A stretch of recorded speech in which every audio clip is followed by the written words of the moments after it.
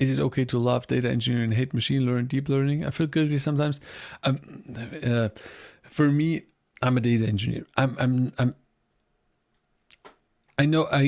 As I always say, I understand how machine learning works, and I think that's important for an engineer. That's why I'm also thinking this is nice that I got reminded about this again.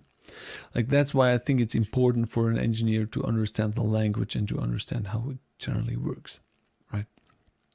But I'm absolutely zero. I have zero interest of getting into data science and building machine learning algorithms, training models, and like pre-processing data, specifically for that. It's like, no, that's not my thing. So I can understand your that you feel that sometimes. Maybe data engineering.